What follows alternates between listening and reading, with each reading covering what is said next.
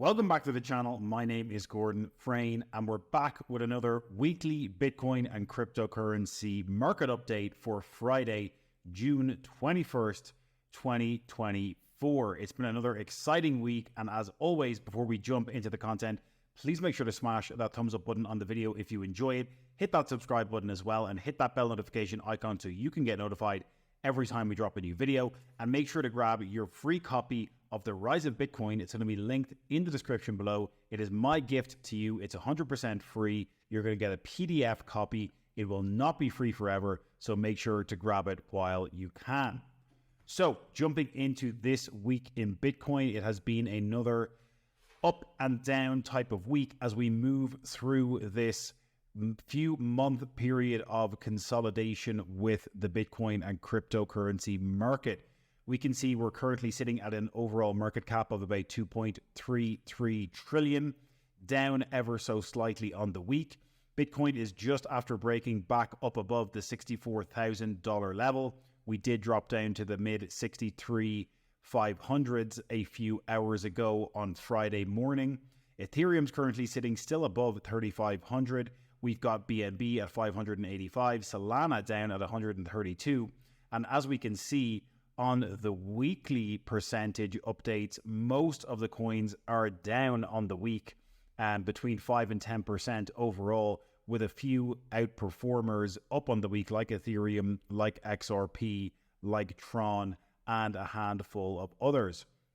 So as we move over to look at the overall market cap, again, looking at this on the weekly time frame, we can see we are down ever so slightly. Again, on the week, we were at about 2.37 trillion last week, currently sitting at about 2.33 trillion as of this Friday. So down ever so slightly on the week. We did have fluctuations throughout the course of the week, getting up as high as 2.43 before breaking back down, coming back up a little bit, going back down. So again, if we look at the Bitcoin chart and think about where we are still kind of going through this period of consolidation.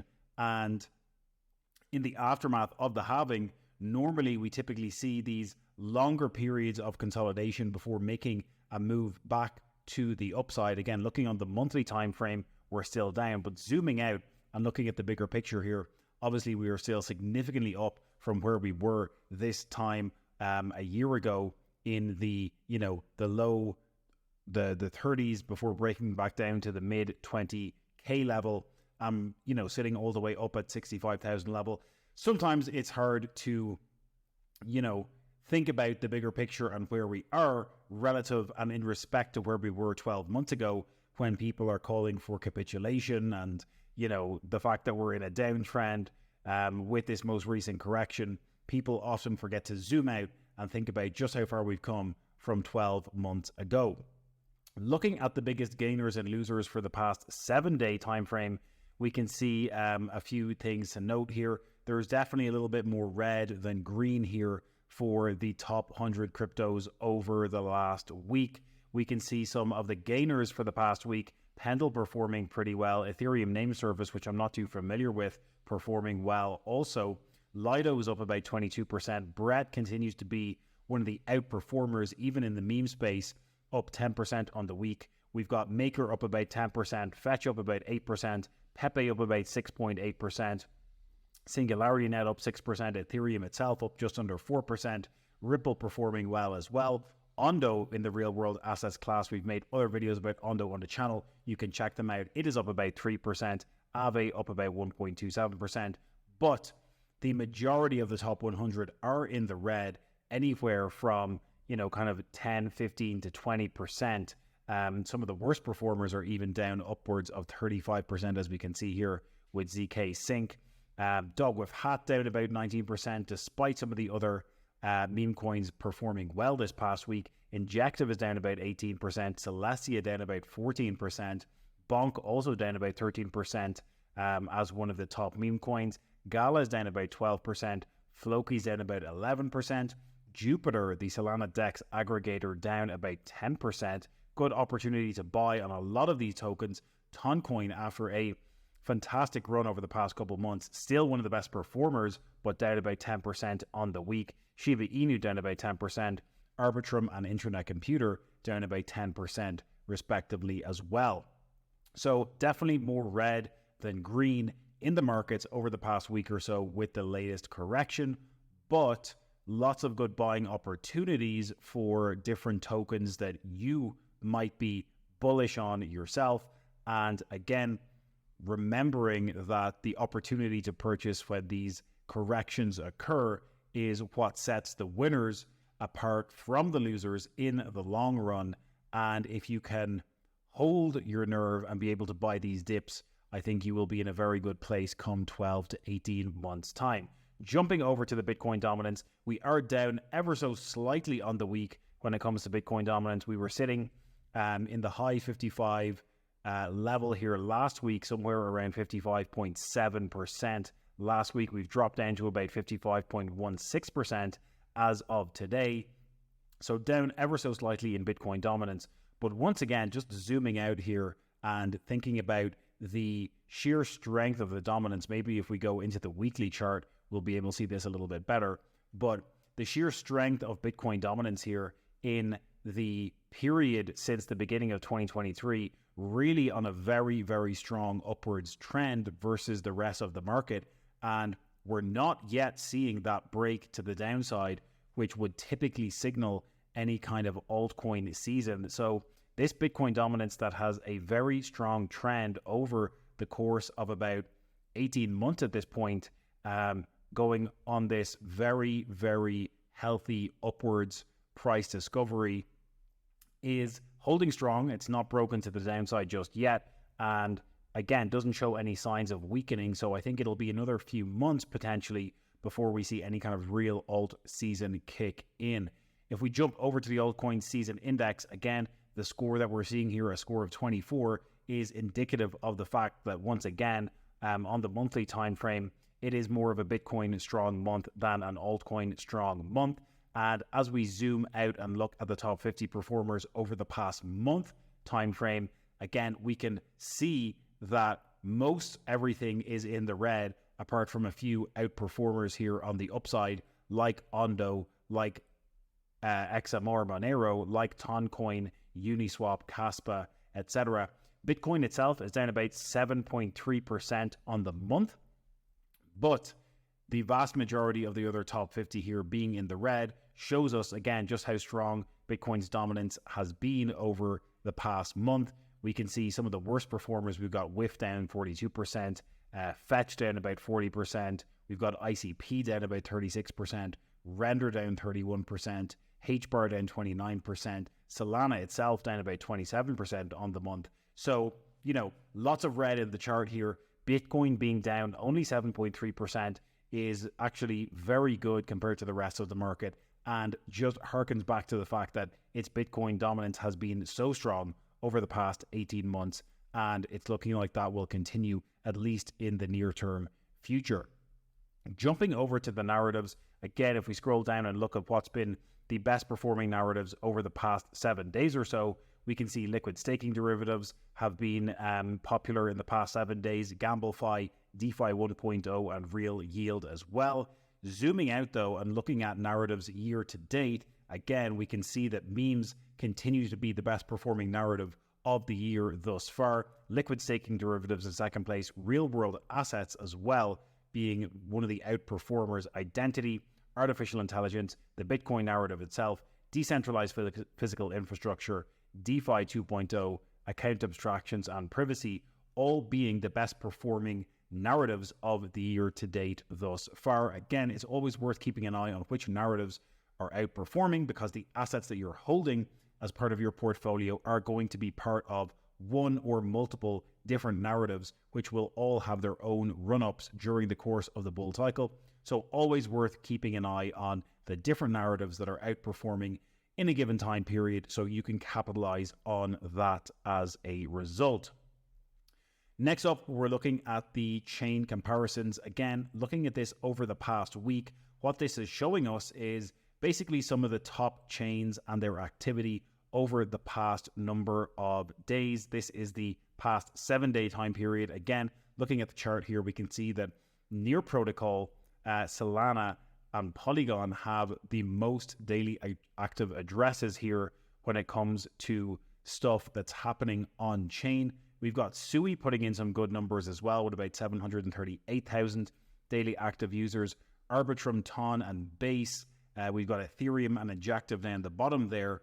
But the amount of activity that's happening on chain with daily active addresses is often a very good indicator of the health of a blockchain. Again, what you want to see with these layer 1s and layer 2s is people actually using the chains, whether it is for, meme coins or whether it is for doing actual staking initiatives or yield farming or liquidity provision. Having people actually adopting and using the chain is the most important thing when it comes to the network effect and the growth of any particular layer 1 or layer 2 solution. In terms of daily transactions, again, we can see here Solana is miles out in front with about 37.7 million daily transactions here. Near Protocol is actually having a lot of adoption as well, with daily transactions about 7.2 million. Tom with about 6.3 million, Polygon with about 4.1, Sui with 4 million, Injective with 3 million, Base with about 3 million as well, Arbitrum with 2 million, and Ethereum with 1.2 million as well. So again, lots of exciting stuff happening on some of the biggest layer 1 and layer 2 solutions here. I think for me, the big takeaway here is the sheer amount of activity happening on Solana. And again, a lot of this has been driven by some of the meme coin stuff that's been happening on Solana over the past couple of months, but miles out in front here in terms of daily transactions and the sheer amount of adoption and activity happening on chain.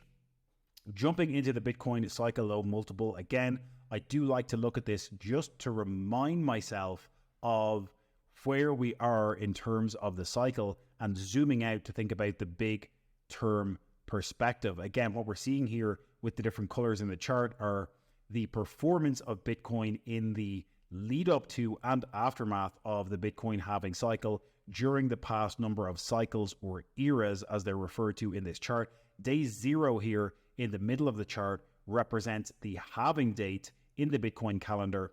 And then what we can see here is obviously exponential moves to the upside in the aftermath of the 3 previous halving events. The blue line showing us the aftermath of the halving in 2012, the orange line showing us the aftermath of the halving in 2016, and the green line showing us the aftermath of the halving in 2020. The red line indicative of the current era or the current cycle and showing us where we are in the current trajectory. Obviously, for the first time this cycle, we did put in all-time high prices for Bitcoin prior to the halving, which was the first time that ever happened. And now we're going through this kind of post-halving consolidation period. But again, the big picture here and thinking about where we could be going over the next 12 to 18 months is always worth remembering. The parabolic moves that we've seen to the upside for Bitcoin, putting in new all-time highs in that 12 to 18 month period post-halving, thanks to a number of different factors that line up to do with global liquidity, interest rates being cut typically in election years. So we are in an election year as well with the US here at the end of 2024. So again, past performance is not indicative of future results. And this is not financial advice, but it's always worth remembering just where we are in terms of the overall macro cycle here and the fact that we could be very well seeing Bitcoin moving significantly to the upside in the next 12 to 18 months. Finally, we're going to look at real world assets. Again, this is a narrative that I am particularly bullish on, and I think what we're seeing in the past few months is a lot of activity happening around asset tokenization on the blockchain.